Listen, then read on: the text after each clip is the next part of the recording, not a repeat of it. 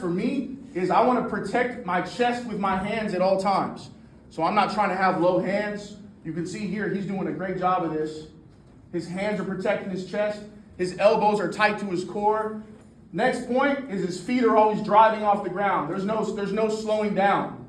He's continuing to move forward. He's not stopping. He's not chopping his feet. He's consistently moving forward.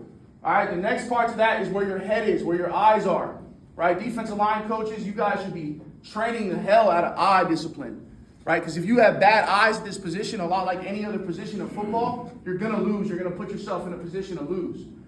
All right, so here's the first part of it. He's kind of just getting it going, kind of getting his rhythm going. Right, the next part of it, now we're going to add some power to your pop. Right, so he's going to add some power. He's going to give some power to the bags. The bags really should be hitting the ground here. Right, you really want to, same coaching points. Right, elbows are tight to the core. My shoulders are doing most of the rotation. My hips are following through. And then as you can see here, right, his eyes are still. His head is still. He's just focused on what he needs to do with his rest of his body. All right, the next one here, guys. Also, by the way, if any questions come up, guys, just raise your hands. We'll talk. We'll talk. Next one here, I call corner and flatten. Okay, this is probably my favorite one for really all defensive linemen. Okay, corner and flatten. We're working 45-degree angles on these Titan bags, and we're cornering these bags, and we're flattening our legs. Right there, flatten the leg. You can see, guys, this guy's ankle mobility, like he's turning this corner, and look at his ankle. He's pointing exactly where he wants to go. You have to flatten your legs out and turn the corner. Obviously, a lot of guys don't look like this when they do this. This is what a first-round pick looks like. Okay, but you're going to see him go again on the other side. We'll do it both ways. Does a great job. Once he gets there, guys, you can see his shoulder drop, right? And he's changing the level of his rush now, right? So if we put this in terms of where he is on a pass rush move, right? He's worked the move, and now he's changing his level at the top of the rush, right? Because big 6'5", 6'6", everyone wants big, tall tackles that can't bend at the waist. So the lower we rush, the harder it is for them to stick with us. You'll see him work this drill again. Big emphasis for me, guys, taking big steps. Right? We're not trying to decelerate. No one wants to decelerate. Big steps, and just trust your athletic ability to turn the corner. All right, I'm not going to go through all these today, guys, but I highlighted a few of them that we're going to go through. So another one here, tight bags. This is one of my favorite ones, more for interior guys, okay, than edge guys. You set up the bags all right next to each other, right? Bag to bag, no room in between the bag, guys. And really the emphasis of this one, guys, is just making sure that your feet are connected to your hands. Okay, you can't work without your feet. Everything starts with your footwork here. So you can see here, guys, his feet are moving as his hands are hitting, right? And then you'll see that last drill we did, right, transfer over to this drill as well at the top of the rush. So right here, that looks just like our corner and bend drill. So what we want to do with these Titan bags, guys, when we're building a pass rush progression, we want to make sure that everything we're doing is kind of meshing into each other. Does that make sense, guys? Here it is again. Here's on the other side. Okay, you can see here he's like activating himself, getting himself ready for the drill. Obviously, we don't have time in Indies when it's go time, but you know, these guys are more in training mode. And you can see here the hand hitting the ground, or the hand hitting the bag as the foot hits the ground. So you're in sequence. It's all rhythm based. Okay, it's all rhythm based. All right, we're going to move to this one. This is just a shorter one. We don't work too much of this because I'm a big belief that spinning is almost like it's got to be a counter action. It should never really be a primary move unless you're just like that. When you have a guy that just always wins with a spin, I let him go. Let him go. You can see here, now we're starting in the stance. Now we're starting in the stance and we're working our progression 1, 2, 3. We're attacking the outside shoulder of the tackle. Right, and then something he does a good job of here is he gives him some eye candy with his inside hand. Right, he gives him some eye candy with his inside hand, and he spins off of him. All right, the next guy, same type of process. This is Grant High School legend right here, Carl Grandison. All right, now moving forward, guys, pass rush drills. Okay, these are more things that you're going to do off of a look. Okay, off of a look. So you're going to have either someone hold hands out, or you're going to have a coach wearing arm shields, and we're going to give a look as an O-lineman's throwing his hands. And this is just really just a menu off of it that you can have like a bunch of different pass rush moves. Right now, we're going to talk through a few of them. Okay, this is a famous one called the cross chop. Okay, and really what the cross chop is, guys, you know, you call it many things as you want. It's really your inside arm crossing over your body, attacking his outside arm. And you're going to see here, he does a really good job, guys, of pressing off of his inside foot, right? Press off your inside foot and gain ground. Gain ground. 1, 2, 3. Gain ground. And you can see at the top, he's chopping and he's bringing his outside arm and shoulder through. And then you're going to see the translation, right, of what we were doing on those bags. The top of this, right there, that's him cornering the bag. Right, so now his body is activated. He's done enough reps. He's turning his toe at the top of the rush. His shoulders are completely turned. His head is still looking at the quarterback. He doesn't give a fuck about where the tackle's arms are. He's going to throw his move no matter what the tackle does. So he's just looking for the quarterback. He's not worried about the tackle. I know a lot of coaches will say, you know, try to look for the hand, try to look for follow your eyes to your hands. Guys, in pass rush, you got to transition your eyes to the quarterback immediately. He's not going to just be sitting in the pocket. So we have to snap our eyes to our target as soon as we can. Okay, and we're going to see the next guy go here. He does a great job again. Same thought process. You can see a lot of these movements are very similar. Some guys might look different than other guys doing it. That's okay. It's all the same thing at the top of the rush. All right, here he is again. You can see he chops that arm down, clubs himself through. One more time. Chops the arm down, turns the toe, clubs himself through. All right, one of my all-time favorites, guys. I grew up a big Julius Peppers fan. Right, I think one of the best pass rushers of all time. He really made this move famous. Okay, a stab chop or a stab club, you know, different terminology for it. Really what we're trying to do, guys, we're trying to use our inside hand, right, to stab the inside pec or, you know, the V of the neck of the offensive lineman to sit him down and force him to anchor. Okay? When they do that, right, most O-linemen, out of, you know, natural instincts, are going to sit down and give a hand and try to meet you with power. Okay? So when he does that, he's going to stab and chop. Going to stab and chop. I'll show you at the top here. I'll pause it. Right there, he's stabbing that inside pec, and he's chopping that arm down. Again, all the movements remain the same. It doesn't matter what you do at the top of the rush, guys. You can see all the movements are the same. He's still pressing off his inside foot. He's still turning his shoulders. He's still turning his toe. His hips are following his shoulders, and he's finishing flat at the quarterback. All right, here's Carl again. Stab club. Doesn't have to be anything crazy, right? You just got to work those movements. All right, inside counter. All right, inside counter is what I call a oh fuck rush. Okay, because you're rushing, and then he jumps you, and you're like, oh fuck, I got to counter inside. All right, it's an oh fuck rush. Really, really hard to work with, guys. Right, you got to kind of give him a look like you're going to jump set out to him, and he's got to react off of it. Okay, you can see the footwork kind of remains the same. And then at the top of the rush, I don't care what guys do. You're going to get different sets from offensive linemen. Some offensive linemen will try to punch you in the face. Some offensive linemen will try to come from underneath and grab you here. So it really just depends. You got to study who you're going against that week and how good that guy is at what he does. All right, here Carl's just chopping the arm down. All right, here he is here. Now he's swiping off of a high hand. So now he's swiping through. So it really doesn't matter. He's just working that inside counter. Right, and now he's going to work. Let's see. He's working a drag through. All right, so he's throwing his rib through the shoulder.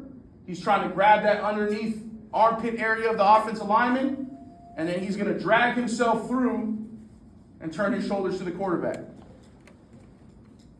All right, now some sled work, guys. So we'll move on from the pass rush stuff, and we'll get to the dirty stuff, where you earn your money. Okay, sled work, a bunch of different stuff you can do, guys. Fast hands to get your hands faster from ground to contact. Right, 6-point extension, 3-point extension. You can start in a 2-point extension, which I'm going to show on this. You can work combo blocks, which you'll see on this. You'll work some drop steps, which you'll see on this. And then some splatter techniques. All right, we try to do some of this stuff every day. We'll mix it up almost every single day. Okay, right here, he's working the inside half of a man. Okay, pay attention to where his hands are. I'm big on this. Inside bicep and sternum, right? My eyes should always be below my hands. If my eyes are below my hands, that means I have natural leverage and I can get extension and I can be underneath an O-lineman. Okay, if my eyes are above my hands, that means I have shitty-ass pad level and I'm probably not going to make the play. You can see here, shorter steps are better, and then he's just working a drop step. So his inside gap, his primary gap is inside, secondary gap outside, and he wants to turn and drop his step. If you watch this outside foot here slow, he's dropping that step back, and now he's square to where the ball carrier would cut back, right? Because that's what's going to happen in a game. So we want to practice those movements. All right, here we go. Here's another one now. He's outside shade, and he's staying in his outside gap. So again, hand on the outside bicep right there. You can see him gripping that outside bicep and sternum, getting full extension. And then this is huge for me. He's ripping off. Okay, anytime that you're taking your primary gap, guys, and you're getting any sort of base block or block action at you, if you rip off, right, you're creating natural leverage and it's allowing you to stay lower than your man. If you try to arm over, what's going to happen is you're going to have extension, you're going to try to arm over, he's going to keep pushing you, and you're going to get washed a gap. You're never going to make that play. So we want to make sure when we're finishing in our primary gap, right, we're going to rip through. We're not going to arm over. All right, now we're talking combo blocks, right? This is just something that we do, just to get these guys ready for inside run, right? It really depends on the tempo you want to do it at. We just got here, and our guys are brand new to what we do, so we're really not trying to kill him on this. We're just giving him the feeling of what a combo block or like a Gallup duo type look is going to look like, right? Offensive linemen are taught to bang that hip as they work up to the next level, get hip to hip. So, our coach, our assistant coach, Coach Trout right here is giving him a nice push on his hip. A nice little push on that hip, right? That's going to activate, for me, what I teach guys, and you could teach this a million ways, but for me, what I teach is I teach a level change off of this inside leg. So I'm teaching him to drop this leg slightly and this shoulder slightly while keeping extension. But when you do that, what happens is the offensive lineman kind of slides off of you a little bit. It keeps you lower than his leverage. If you stand up high, or if you don't drop that knee a little bit, what happens is he's just going to block you over a gap and then it's over with. Okay, so you can see his movement here. He drops that knee just ever so slightly, guys, and then steps off of it. He should be ripping through this. He's arm overing it. That's a bad technique. All right, they all do this too, and this is our first day of doing this, and that's really the only film I have of this right here. So this was the coaching point for us, guys. You can see he gets his hip bumped, and then watch his footwork, coaches. That's a crossover. That's a big no-no. Huge no-no, right? Everyone here knows you got to have a base to play football. So the biggest thing for us, we're going to step with the foot that we're going, where we want to go. He should be taking his left foot and putting it through the gap. Right there, that crossover, it's over with. He's probably on the ground, coaches. He's probably on the ground in a real game. So we make sure that that's a big coaching point for us. All right, now we're on a full body. So whether we got reached or we just took a bad step, we're on a full body. So we really want to create a knockback and get to extension. All right, we want to create this knockback. So what we're trying to do is we're trying to throw our hips through the body. We're trying to get our arms extended, and then we're trying to rip back into our gap. Right? Full extension, eyes below the hands, rip off the gap. And again, you want to step with the foot where you're going, right? So if I'm on the right side, I'm stepping with my right foot. If I'm on the left side, I'm stepping with my left foot. You can see the big fellow on our left, he has a bad habit that we got to break. All right? He has a bad habit that we got to break. The guy on our right has a pretty good job. He's doing a good job of that. All right, so those are some everyday sled things that we do. We really do that stuff in pre-practice, guys. We really do that stuff in pre-practice because then we go right into inside run, right? So we want to get that going early.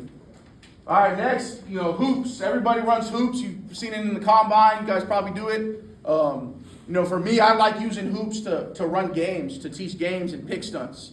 Okay, so figure eight, you can do figure eight races. I'm sure we've all seen that in the combine where the D linemen are picking up the towel like in this image right here.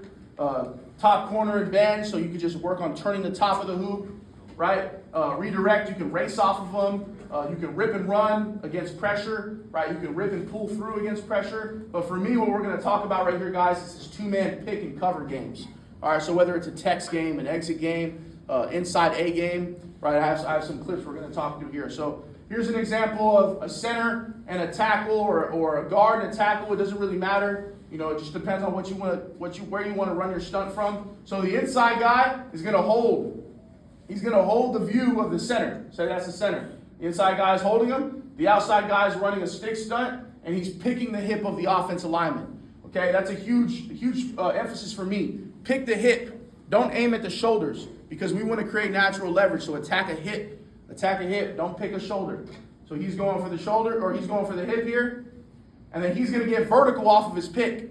So he's going to try to fight back vertically. He wants to get vertical right away. And in this drill, we use that guy that went vertical as a natural shoot for left. So the other guy comes around here when he covers, and he's running low, right? He's going to run to contain.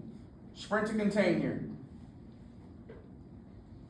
And then they'll get back in line. Here's another group. There's the pick. You want to stay square on the inside shoulder of the center, right? So if I'm the guy holding the center's attention, you want to stay square. Make sure that he opens up to you. Okay, I'm getting vertical. And then just like every other drill we work, when we're running around a corner, or we're cornering or flattening, we want to make sure we turn that toe and stay tight to where we're going.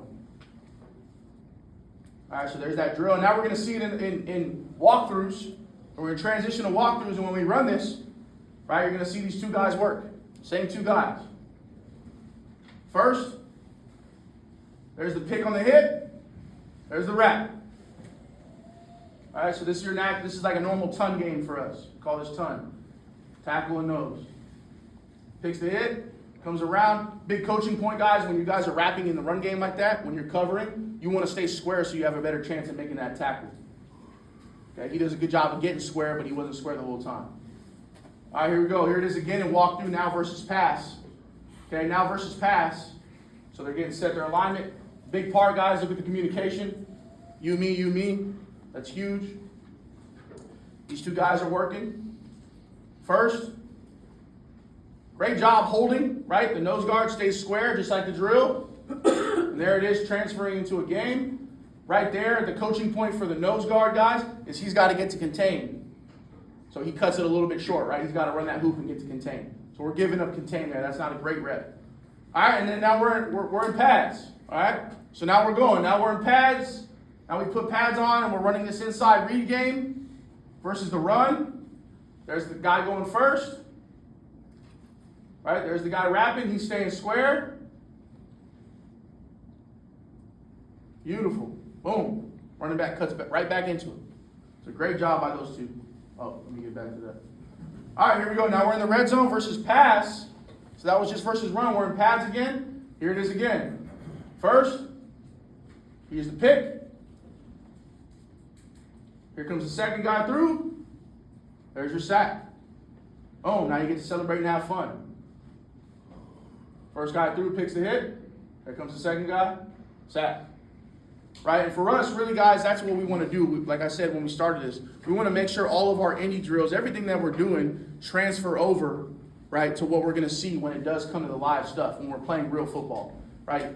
You're limited in time. I know everybody here is limited in time with your indies. You've got to make sure that, running back to what I said, you've got to have a menu, whether that's every day, right? Whether that's every day, whether that's weekly, whether you're fucking like me and you can't, and you're OCD and you want to build out your entire spring and then go back to drills and see what we did well and see what we didn't. That's how I like to do it. I almost like to work backwards on a calendar.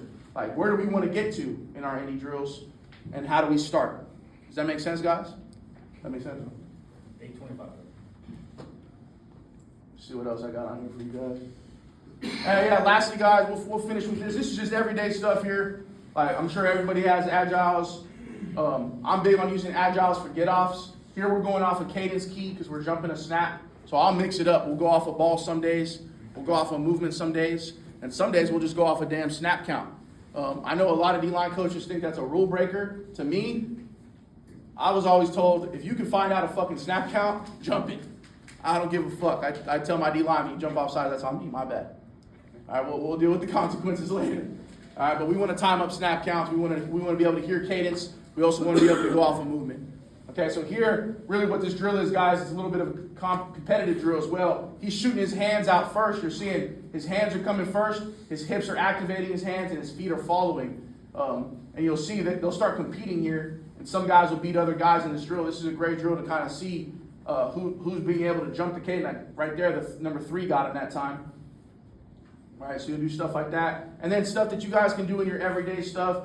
To me, you got to move, you got to change direction. So here we're just getting vertical. We're putting our feet in the ground. We're going high knees over.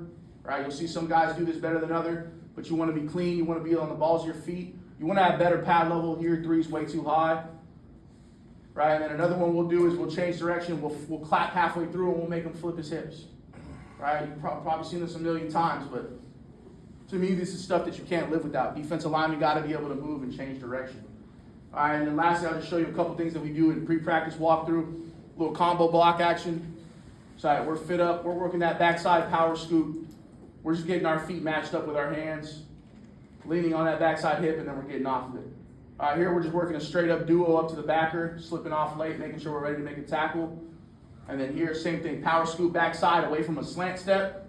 Now we got to fight back across. Right? So I think I'm up on time, guys. I got more stuff, but I think I'm up on time. I really appreciate you guys.